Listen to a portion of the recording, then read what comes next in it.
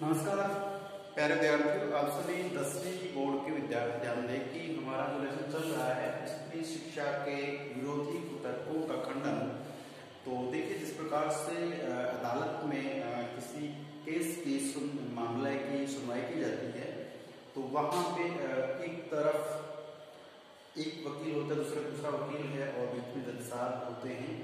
तो आप जानते हैं कि एक व्यक्ति है वो कुछ सबूत देता है या फिर मान लीजिए कुछ अपने जो वकील होता है उसको बचाने के लिए प्रयास करता है, पैरवी करता है। वो जो सबूत देगा सामने वाला वकील उन सबूतों को क्या करेगा, खारिज करने का प्रयास करता है।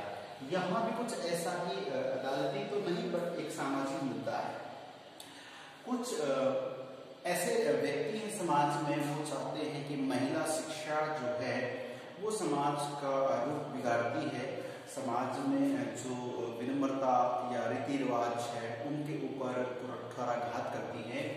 यूँ कहिए कि कुछ लोग जो मानते थे कि अगर घर में बहू बेटी पढ़ी लिखी होगी तो वो जबान लड़ाएगी, सामने बोलेगी, है ना, अपना हक मांगेगी, बात पे हर बात पे वो प्रश्न उठाएगी। तो ये जाहिर सी बात है। लेकिन पहले जो समाज था वो चाहता था कि बस घर में एक मुखिया बन गया तो बस वो ही जो कहे वो फाइनल है। प्यारे विद्यार्थियों, मैं आपको एक छोटा सा एग्जाम्पल देना चाहूंगा। हमारी जो फिल्में बनती हैं बॉलीवुड की, वो सारी फिल्में ये मान के चलिए कि हमारे हिंदी संस्कृत की कुछ कहानियां, उपन्यास, नाटक होते हैं, उन्हीं को आधार बनाकर उन्हीं को ये तो अभी तो पाठ इसी स्क्रिप्ट बना दिया है और इसी पे कहानी बनती है। धर्मवीर भारती एक हमारे हिंदी के लेखक कवि हैं, उनकी लगभग रचनाओं पर फिल्में बन चुकी है।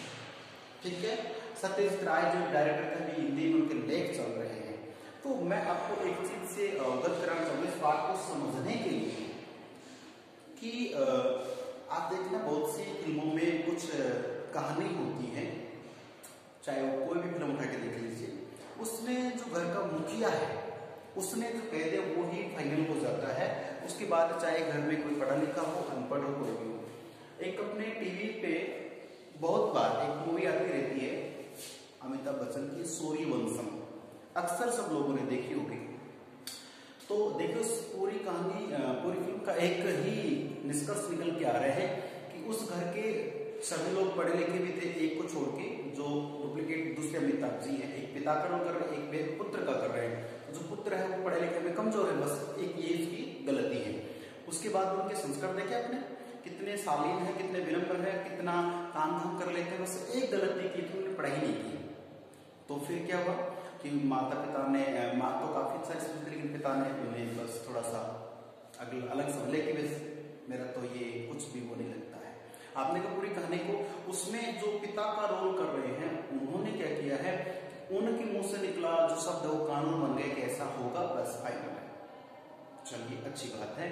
उसी के आधार पर से आगे निकलते हैं। एक और चली है कभी खुशी कभी गम। मैं आपको फिल्में मैं तो देखने के लिए कह रहा हूँ, मैं ये कहूँ कि आप उसमें जाके देखने, हालांकि आपने कभी देखी सुनी हो तो देखना, उसमें भी यही होता है। एक लास्ट पंक्ति आती है कि उनकी जो पत्नी है वो एक वर्ड पूछती है कि पति परमेश्वर क्यों कहते हैं, कि वो सब कुछ एक महिला के लिए, उसके जैसे पिता का घर छोड़ के वो बेटी अपनी ससुराल लगती, तो उसके लिए जो पति है वो ही सब कुछ है, वो सारी खुशियां ला के देगा उसे। पिता जैसा भी उसकी केयर करेगा, पति की जो मतलब कर्तव्य होता है वो निभाता है। ठीक है, और घर में चाहे कोई कला होता, कुछ भी होता, तो वो उस महिला का सभी रूप से क्या है कि एक प्रोटेक्शन करता है, सुरक्षा करता है, उसे हमेशा खुश रखता है, दुखी नहीं रखता है, पैसा रुपया घर दौलत जो भी उसकी रिक्वायरमेंट सब ला के देता है, इसलिए वो परमेश्वर होता है। लेकिन कभी खुशी कभी गम में जो अमिताभ जी की पत्नी का भूमिका जया बच्चन निभाती है, वो लास्ट में झूले पर बैठ के एक लास्ट सीन आता है, उसमें ये कहती है कि आप परमेश्वर नहीं है, क्योंकि आपने हमेशा अपनी जिद, अपने जो ये कहे कि आपने जो कहते वही फाइनल रखा, बाकी हमारी कोई मर्जी, हमारी कोई इच्छा, हमारा कोई नियम कायदे कानून नहीं चलता है। तब उन्हें भी एहसास होता है कि हाँ वह तो ऐसा ही है। तो यहाँ मैं आपको फिल्म में न बता के ये बताना चाहता हूँ कि पहले जो इतिहास था हालांकि जो फिल्मों में लोग किरदार करते हैं ऐसा संभव नहीं होता है, बस उस कहानी के अंदर वो रोल करते हैं। सच्चाई में बहुत अच्छे लोग हो सकते हैं। तो मेरा मतलब है कि पहले जो समाज था, पहले जो लोग थे, उसमें पुरुष प्रधान ने जो कह दिया कि भाई ये पूरा गांव है, ये कबीला है, शहर, इसमें जो भी है, तो साहब पुरुषों में मीटिंग करके भाई ये महिलाएं बस घर के अंदर ही काम करें, तो बस अंदर ही काम करें। तो फिर ऐसे में आज के टाइम का जो भारत है उसकी स्थिति देखो। आज मान के चलिए, मैं आपको बता दूं 60% हो गया, तो 50 से ऊपर चला गया कि महिला पुरुष बराबरी का हक आ चुका है। पढ़ाई लिखाई और नौकरी पेशा सब में बराबरी का हक है। और सोचो कि अच्छा मतलब पैसा भी आता है, सब कुछ भी रहते हैं, बहुत अच्छा कॉम्बिनेशन चल रहा है। तो उस जमाने में जब मान लीजिए कि उस जमाने में ऐसे लोग थे पुरुष प्रधान वाली बात करते हैं समाज के ठेकेदार कि नहीं महिला पढ़ नहीं सकती, महिला बेअदब जा नहीं सकती, पुरुष चाहे कैसे कपड़े पहन के बाहर निकले कोई प्रॉब्लम नहीं, महिला की थोड़े से भी उसने अपने मन के अकॉर्डिंग कपड़े पहन ले तो 10 प्रश्न उठ जाते हैं। तो ये ऐसे लोग जो प्रश्न कपड़ों को उठा लेते हैं, बोलचाल को उठा लेते हैं कि महिला के बाद बाहर कैसे आई।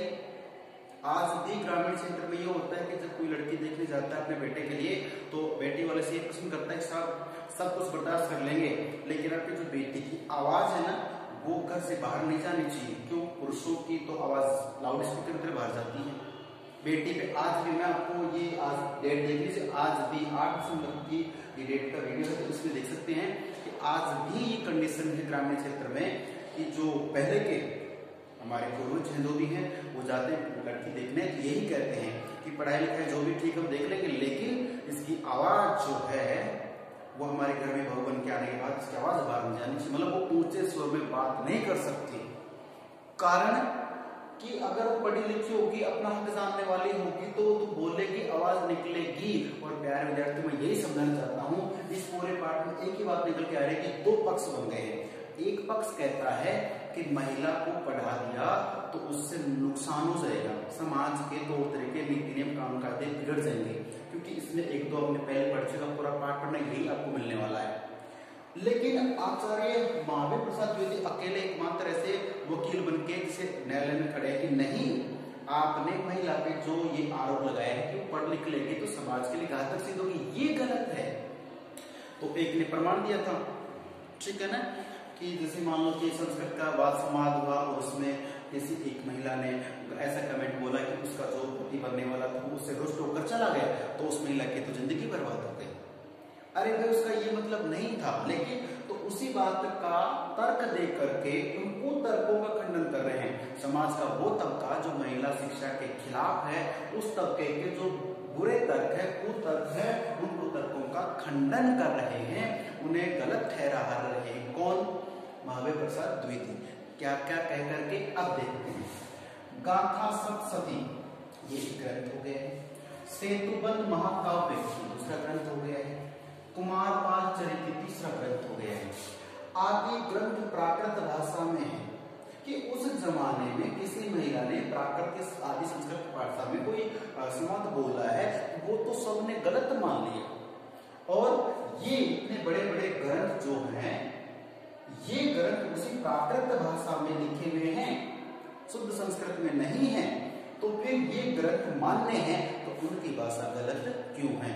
बिल्कुल जैसे कोर्ट में फैक्ट होते हैं ना, तो ये वही बात की फैक्ट आपके सामने चल रहे हैं। तो मैं तो इतना ही चाहूंगा कि आप 10वीं बोर्ड के विद्यार्थी इस पाठ में बहुत ज्यादा प्रश्न आएंगे, बोर्ड के हिसाब से ज्यादा है तो 5-6 नंबर का लेसन है ये, तो प्लीज आप इसमें से कोई भी अंक ना कटने दें। इसके लिए आपका पहला दायित्व है कि पूरे पाठ को समझना। क्लियर है? जहां भी डाउट लगे पूछना है। यदि इनको पढ़ने वाला, किनको पढ़ने वाला, गाथा सप्तशती को, सेतुबंध महाकाव्य को, कुमारपाल चरित्र को, इन ग्रंथों को पढ़ने वाला व्यक्ति क्या है? अगर अनपढ़ है, उस जमाने के हिसाब से अनपढ़ थे, तो फिर आज की सभी अखबार संपादक अनपढ़ हैं। अरे भाई उस जमाने में अगर एक भाषा की संस्कृत भाषा, जिसको प्योर संस्कृत आती है वो तो विद्वान है, पढ़ा लिखा है, और अगर संस्कृत भाषा का सरल रूप जैसे मान लीजिए बिगड़ा जो प्राकृत भाषा है उसमें अगर कोई बोलता है, पढ़ता है, तो अनपढ़ मान लिया जाता है। तो फिर उस हिसाब से तो आज के सभी अखबार संपादक अनपढ़ हैं। क्यों? क्योंकि वे अपनी अपनी प्रचलित भाषा में अखबार छापते हैं। मराठा, गुजराती, राजस्थानी, कैसे कैसे, हालांकि राजस्थानी भाषा को भी संविधान में मान्यता नहीं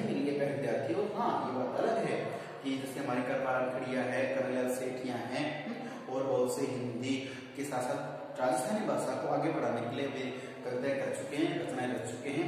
लेकिन भारत के संविधान में जो 22 भाषाएं हैं, उन 22 भाषाओं में राजस्थानी भाषा को जगह नहीं मिली है।